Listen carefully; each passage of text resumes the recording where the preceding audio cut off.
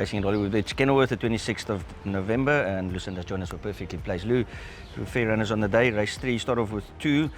The 1400 maiden plate for fillies. First one is Wedding Vow. Yeah, she has been a bit of a tricky filly. She hasn't had the best passages. We tried something different, brought her back in trip and put her over 14, and she flew beautifully from the back. So a good draw this time. I'm sure Louis will get her into a good enough position, and I think if he's patient enough up the straight with her, I think she could run a big race there. And you got the first time of Font of Dreams for Chura filly. Nice little filly.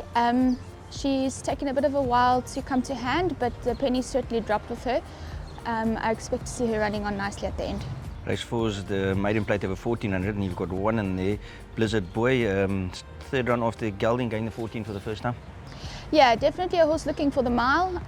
This 1400 looked like a nice stepping stone for him, and he's been finishing his races off very well over 1200. So expecting to see a good, nice run from him there, and I do think he must be included in everything. Race 6 is the Class 3 over 1200, and you've got Dean Street. Can ignore his last start. Yeah, just for the public, they need to completely ignore that. He got his foot stuck in the starting stalls just before, and he pulled up quite sore and bruised on it afterwards. Simanga left him alone in the race. He just didn't feel 100% right. We seem to have sorted out his feet now, and he's striding out beautifully at home. I put him in this race because it's quite hard to find these sort of races during the season, and I thought he comes in quite well. So we're going to we're backing him up a little bit sooner than I thought, but I think we've got everything under control with him now, and if the real Dean Street shows up on Wednesday, I think he's got a huge chance. Race 7 is the Class 4 for fillies and mares over 1200, and you've got Call Me Secret. You won quite a nice race first, second time out. Yeah, a nice filly. I think her second run was very impressive, or her win. And again, this time of year, these races are so competitive. There's some very nice looking 3-year-old fillies in that race, but she comes in with actually quite a fair rating, I thought, and a nice low weight. So I do expect a nice run from her there.